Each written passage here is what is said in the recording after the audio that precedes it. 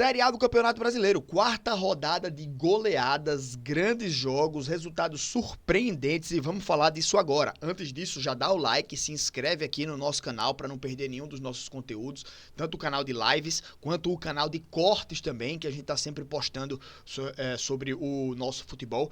E vamos lá, tô fazendo essa live na sexta-feira, mas eu só vou postar esse vídeo no sábado, né? Porque terminando a live eu vou pro almoço aqui de feriado, né? O almoço de Páscoa. E não vou programar os vídeos hoje, né? Só vou programar esses vídeos no sábado. Então vamos lá, na tela aqui, Ceará começou ganhando da equipe do Vasco aí na rodada, a abertura da rodada o Ceará consegue um grande resultado. Ó o Ceará onde vai, hein? O Ceará já vai lá em cima, quarto colocado, uma grande arrancada da equipe do Ceará, 7 pontos em 4 jogos, tá bem na tabela a equipe do Ceará, é uma bela de uma arrancada nessas primeiras 4 rodadas.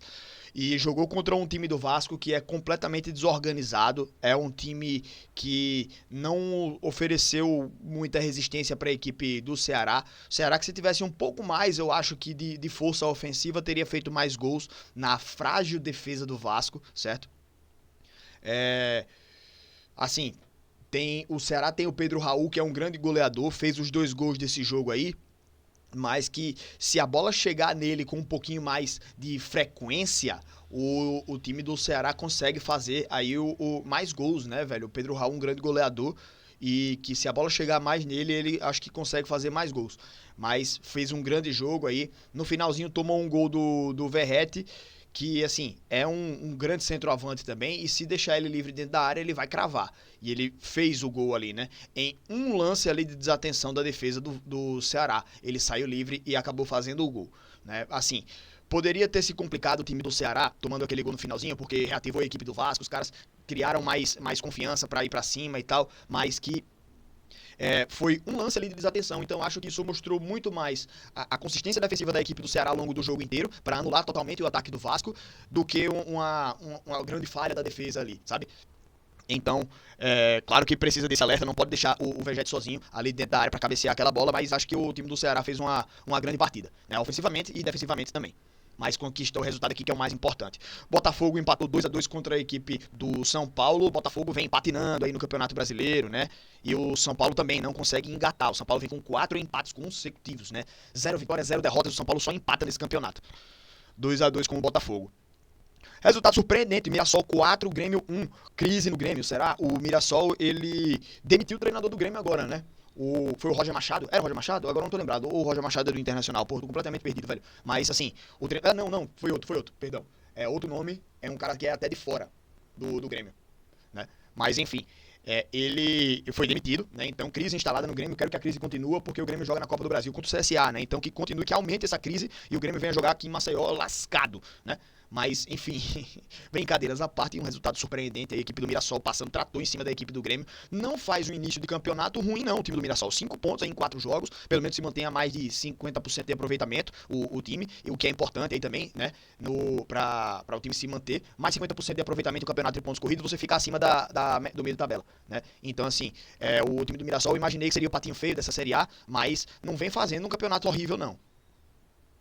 Horrível é o campeonato do Sport, né? O Sport vem aí com 1 ponto apenas, 3 derrotas, apenas 1 empate. O time do Sport precisa melhorar muito se quiser brigar contra o rebaixamento. Porque o time do Sport, ele mantendo essa pegada, ele nem briga contra o rebaixamento, ele vai ser rebaixado com antecedência. Então, que acorde logo a equipe do Sport para poder brigar contra esse rebaixamento. Não quero que nenhum nordestino caia, eu quero que todos os nordestinos se mantenham. Mas no ritmo que tá, o Sport tá com uma situação bem complicada. Nem na Ilha do Retiro tá conseguindo pontuar, pô. Perdendo para o Bragantino.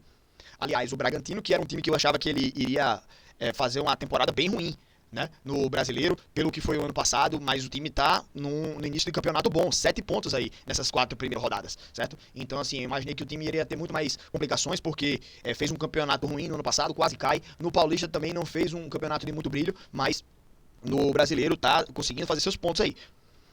Fluminense venceu 2-0 a equipe do Corinthians, crise no Corinthians também, o que eu achei surpreendente. Eu achei que o Corinthians iria fazer um grande início de campeonato, um grande campeonato na verdade. Quer dizer, eu tava falando mais ou menos isso também, né, que o Corinthians parecia um time que em jogos decisivos iria crescer. Então, em mata-mata, o Corinthians na minha opinião, iria ter mais força do que em pontos corridos. Porque no pontos corridos você meio que dá uma relaxada. No mata-mata, tipo, é aquele jogo e aquele jogo. Se perder ali, fudeu. No pontos corridos você, se perder hoje, no próximo jogo recupera, tudo sempre tem esse pensamento. Mas o time do Corinthians, nesse ano, ele não tá conseguindo fazer realmente um bom campeonato. Inclusive, teve a demissão do treinador, não foi? Foi isso? Cadê? Treinador Corinthians. Novo técnico do Corinthians, olha aí. O Ramon Dias foi demitido, né? E o Corinthians segue aí buscando agora um novo treinador. Eu tinha esquecido do Ramon Dias, eu tava lembrado do Ramon Dias no Vasco, velho. Mas enfim, o Ramon Dias demitido aí após essa derrota para o Fluminense, dentro de casa. Eu imaginei que o Corinthians fosse ganhar esse jogo, velho, sinceramente. Aí o Fluminense vai lá e ganha. O Fluminense que não tá essas coisas todas, né, no ano, mas no brasileiro vem, 3 vitórias e uma derrota apenas. Vem muito bem o time do Fluminense. Então, instalou a crise aí no time do Corinthians. Internacional 0, Palmeiras 1. Jogo de grandes times, né? O Palmeiras ganhando aí fora de casa e se instala lá nas primeiras posições. O Flamengo desencanta aí, faz a primeira goleadíssima no campeonato, 6-0 na equipe do Juventude. Não estava assistindo esse jogo, eu estava assistindo esse Vitória em Fortaleza, né? Mas eu moro aqui perto da Amélia Rosa, aqui em Maceió, e tem um bar aqui perto que reúne a torcida do Flamengo para assistir ao jogo. Eu só escutava a galera gritando, tá ligado? Porque era vibrando o gol. Aí, meu amigo, era direto. Parecia que era basquete, tá ligado?